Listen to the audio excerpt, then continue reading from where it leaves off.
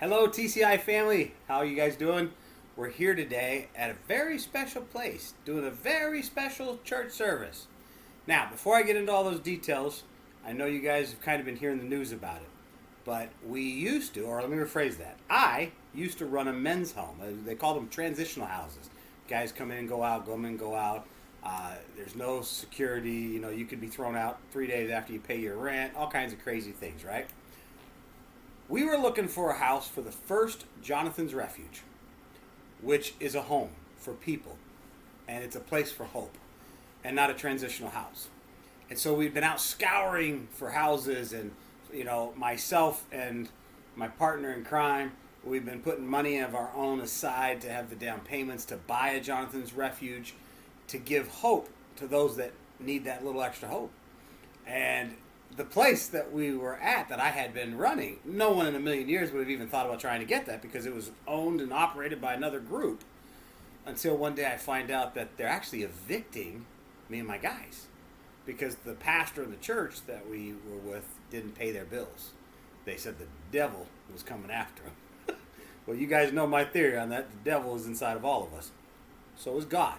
And what you try to feed, or what you feed, will proceed. So we had been looking, praying, everyone diligently working at it, and then out of nowhere, we get the eviction notice. Oh no, what do? Lots of stress. It was a big week that week. And all of a sudden, God made a way where there seems to be no way. The universe collided, and it just went flawlessly. Everything just clicked like that, without having to push, without having to stress. The people who owned the building wanted a good tenant. God worked it out, and we became the new tenant. So TCI, you guys helped put together the first Jonathan's Refuge, a place for a little boy who was 7 years old when the elder of the church broke every bone on this side of my face at 7, and just beat the living tar out of me when my daddy pastored Bethel Church, one of the mega churches in America. Fractured the ribs, all of them except for the bottom one. I could have used a refuge. Flash forward to when I was 12 and a half. My dad bought a 1,500 unit ghetto and financed some of the funding for it. And then we moved into this ghetto. And I was the only white kid in an all black ghetto with a black sister. And they don't take kindly. When I say they, the residents didn't take kindly to us. They thought we were some white people that had just a token, that's what they called my sister, a token Negro. I went through some horrible things back then. I made it. We had the Ku Klux Klan show up, burn crosses on our yard, tell my dad to send out that sister of mine, the one they called the token Negro. So I've had the white people hate me, the black people hate me, and everybody in between. And I became one of the leading drug dealers in Atlanta at just shy of 13 to survive. I could have used a Jonathan's Refuge. Then my dad finds out how bad I am and how deep I'm rolling with people that are very dangerous and things that are going on. So we moved to Maine. Keep in mind, I'm just a 14-year-old kid. And I get up there, and what am I doing? I'm running an outfit for the Irish. So I went from street thug to executive thug. And I did 2 years in prison, 15 to 17, just a kid. But I could have used a refuge. Well, guess what? We got one, and I want to thank everybody. It's not over. There's definitely a lot of things that we need to do here. I've got one of our faithful followers, Debbie, a good friend of mine, works at a retirement home. She's going to be donating furniture to us, and there's lots of other people that are involved. We've got some people that want to be involved but can't physically help and do things. They're sending checks and donations to us to help get things going here and move forward. We already need a second Jonathan's Refuge. I've got 9 guys right now waiting to move into this house. There's a list of 9 guys that have the monthly rent and a deposit right now. I don't have room for them. We're filled. And I'm so happy to tell you all that. You see, God's been working, and now, tonight, this is what's exciting for the TCI family. You guys understand how we do this church. And a couple of the guys here aren't familiar with it. But how we do church is the way the Christ did. And I call him the Christ because everyone always refers to him as Jesus. And you can. He was Jesus from his birth until he was 30. And then he became the Christ, which means the anointed one in Hebrew. So the words they used in the New Testament, when you see him write the Christ, in Hebrew just means the anointed one. So his name's not Jesus Christ. His name's Jesus ben Joseph. Jesus, son of Joseph. Okay? And the Christ is the person that the entire religion that I grew up on was built around. And I reread it and reread it and reread it, and I've reread the story. And then I realized something. The Christ never built one cathedral. The Christ never built a church. The Christ never did any of that stuff. What did he do? He had church just like this in a living room with food. There is food up on that table. We've got ribs in the oven. We've got burgers, cheeseburgers, all kinds of other stuff, pizzas, corn dogs. Some people brought some sort of cookies. There's all kinds of stuff. It's a heart attack on a plate. But the point is, you can tell most men brought things, right? We didn't have vegetable plates or any of that stuff. So there's only one lady here tonight. You'll meet her in a little while. She's the first lady. So anyways, so you've got this beautiful situation where we've just fellowshipped. Well, guess what? That's what church is. Some of us were in the backyard because we got a fire pit going out there. Some of us were in the front yard hanging out and talking, getting to know each other even a little more. That's what church is supposed to be. You see, the Christ, he's the Son of God. We're going to use the Bible as literal. The Son of God is the Christ. Why is it that if the Christ never preached for more than 15 minutes, who am I to think I'm better than him?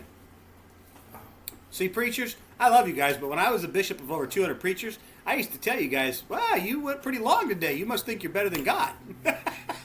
Because if the Christ never preached more than 15 minutes, why are we? It's because we're doing it wrong. We're allowing our egos to run the show. There's no ego here. And if there is, we squash it quick and fast. I have a huge ego, but trust me, the First Lady keeps it in check most of the time. But all kidding aside, that's what a message is supposed to do. It's supposed to lift us up. So we're going to get into the message, and it's really going to be quick. I just spent the first 7 minutes telling you about the new church service every Wednesday here in Marysville, Washington. All are welcome to come. We start at 6 and do a potluck from 6 to 7, and then a quick 15-minute message, and that's it. And if you want to stick around afterwards for the after party, which is hanging out, just like Jesus did on the shores of Galilee, just on the Mount of Olives, the exact same way that he ran church. And guess what it allows us to do?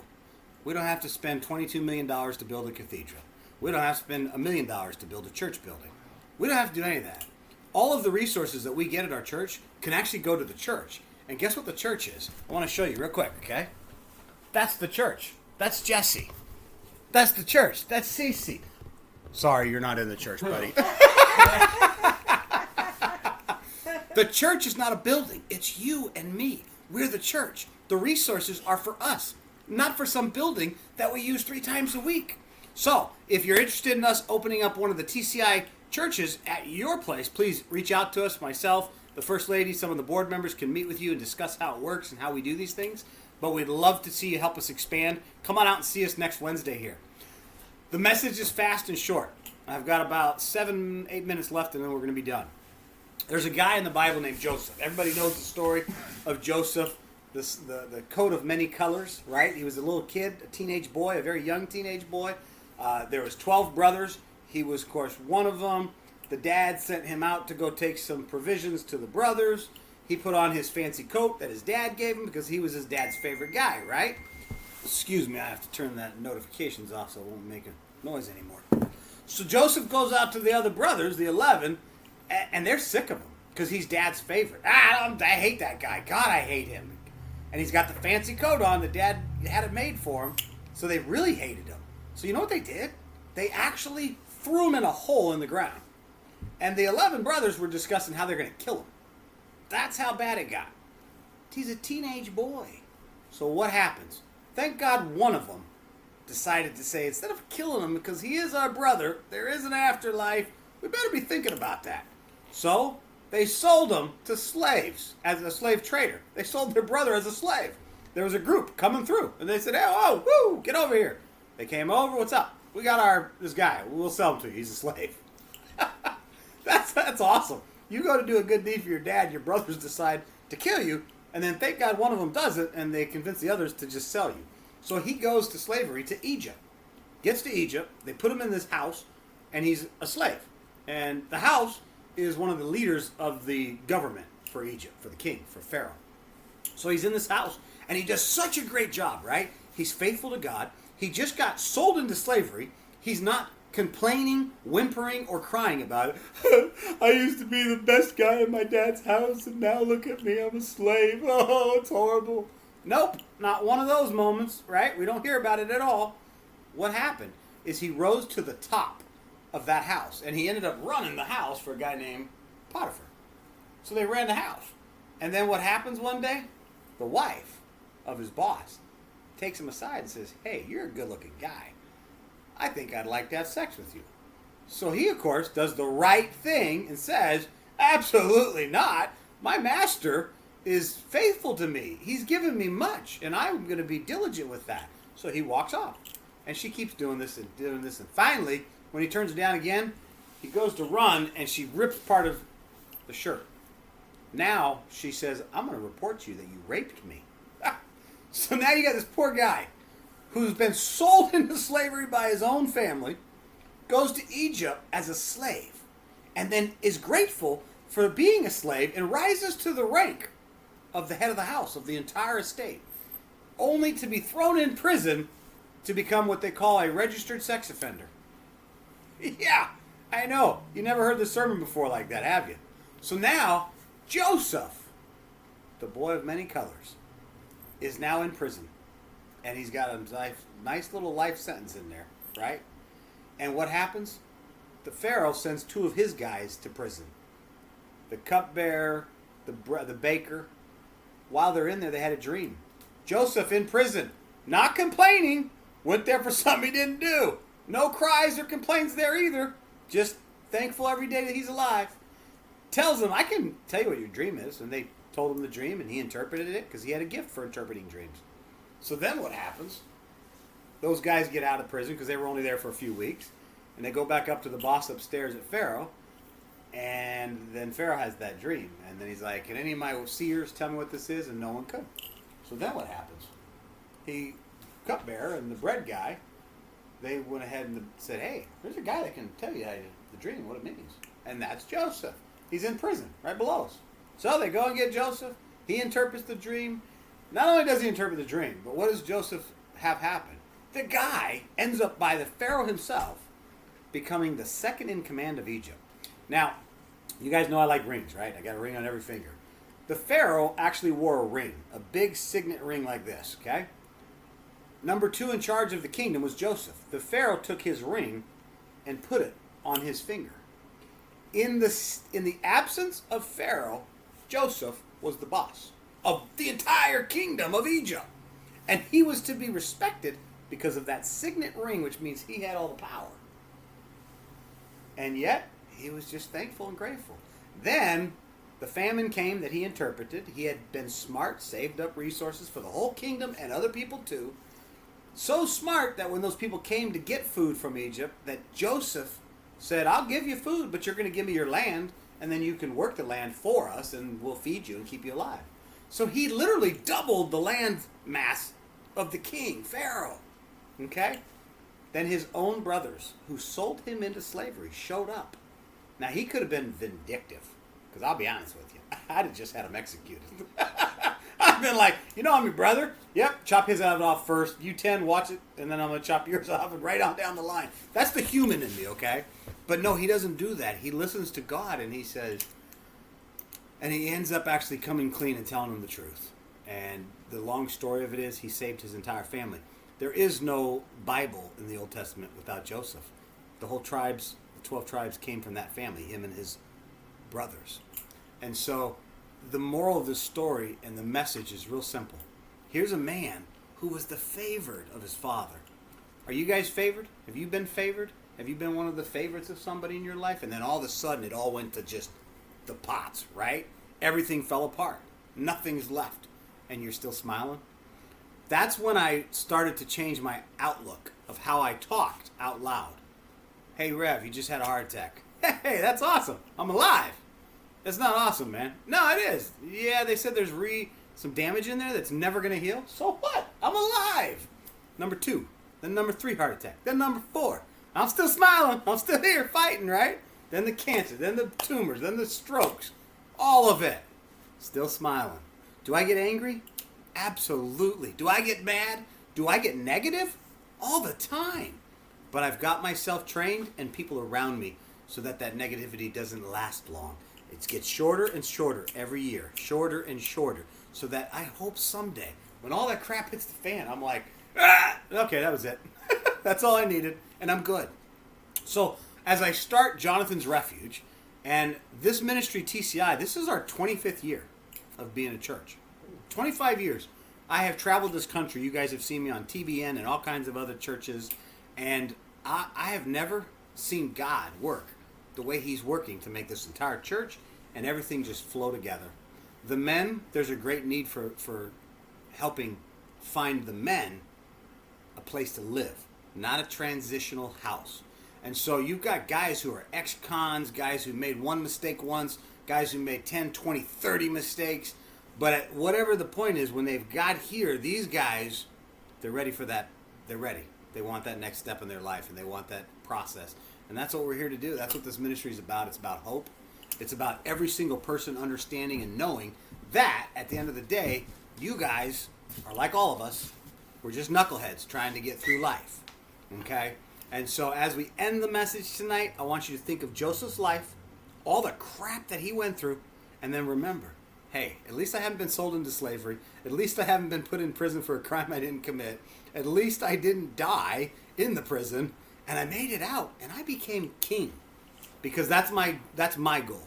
For every guy that I have the responsibility and the weight of being a spiritual leader to, I take that weight serious. And I hope you do too. Because there's so many people that need that hope from God. And that's not some BS hope. This is the real deal where you sit down and get into the mix with a guy and try to help them become a better person. And that's what this ministry is all about, helping men and women. And we've got a global impact as it is already with this ministry in 25 years. But going into our 26th year, we now have Jonathan's Refuge open. We're hoping you guys are going to help spread these churches across the country like fire. Let us know if you're interested in opening up one of the TCI churches, and we'll be more than welcome to share with you the process that we go through in ordaining and working with people to become pastors and oversee these churches for us. God's doing a lot. We love you guys, but before we go, as you just noticed, my partner in crime snuck around here to get on the camera real quick because we're going to have her say something before we're done. Hi guys. So I just want you to have the kind of hope for us, for these men that he used the word transitional home. It's not a transitional home because when it's a transitional home, they're not invested. It's just a place that they go. Transitional, it's a place. Jonathan's Refuge is a place where they can come and be mentored and loved on in a different way than any other place. One person at a time. We create a group of people where they all love each other. We hike together and we become responsible for each other. And we speak life. So just know that that's what we're trying to do in building our lives with these young men. So, and just know that God has a plan for your life that's better than anything that you can imagine. I mean, we've had so many dreams and been meant trying to manifest and talk to people, pray, and all of this stuff going on, and then miraculously this crazy thing happens, and it's just like, what? And that's because we are faithful to these young men who we really love, and we hope that they know and feel that. So, thank you. All right, guys, we love you guys. You know the drill. Live positive as we go out there this week. Please reach out to us. See how you can get involved. We love you guys. Again, I promised you the messages will always be less than 20 minutes. We're at 18, almost 19 minutes. You're never going to get a long, drawn-out message. Joseph's life. Go reread it. Look at it. And that's how you stay positive. If you can live through all of that, you can accomplish anything. I love you guys. God loves you. Go live positive.